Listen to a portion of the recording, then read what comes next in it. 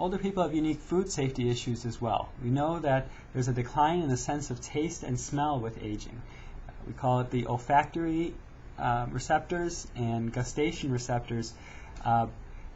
They gradually disappear as we get to the most advanced ages, and the neurons that transmit information from the sensory receptors to the brain also decline with aging. So older people may be less likely to know if their food is spoiled or rotten. Also, this may lead to older people adding too much salt or too much spice to their food, because without overdosing on salt and spice, they may not have much flavor. Older people, of course, more likely to have dementia, and this dementia tends to lead to a form of anorexia, where they lose interest in food altogether. They forget that they haven't eaten, may not even feel hungry. Lack of exercise is also, of course, associated with a suppressed immune system. So people that are less active are more likely to get sick. And this would account for a good number, especially of the oldest old. With aging, we know that there's a decline in visual ability. There's both farsightedness, known as presbycusis, where the eye is less likely to be able to change shape for nearby objects. And because of that, objects very near to the eye appear blurry. And so therefore older people may be less likely to see mold on their food or other things that may be wrong with it. And we also know that people that live in institutions tend to have a much smaller appetite. We know that the immune system has a declined capability at the oldest ages.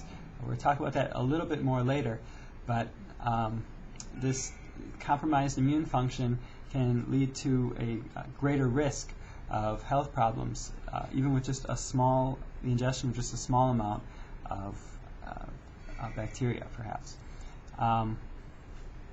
We know that the gastrointestinal tract slows down with aging, and this increases the risk of constipation, and this changes people's eating habits to some degree. And as many as 1 in 3 older people have inadequate acid production in their stomachs, and this reduces their ability to absorb vitamin B12 and increases the risk of having bacterial growth in their stomach. We also know, of course, that tooth loss is a very important thing to consider with older people. Here's a vocabulary word for you. Edentulous means a lack of teeth. So people, of course, with a lack of teeth would have a hard time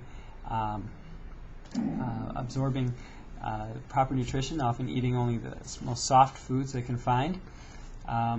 And dentures need to be fitted well, and in many cases dentures are not placed in the mouth properly, or may not be the right size over time.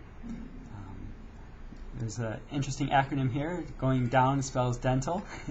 These are various things that, if you see these symptoms, are a good sign that one would need to see a dentist. If they have a dry mouth, eating difficulty, if they haven't seen a dentist in 2 years, if they feel pain, of course, if the people start changing their food selection in order to match the pain in their mouth, and if they have any lesions or sores in their mouth.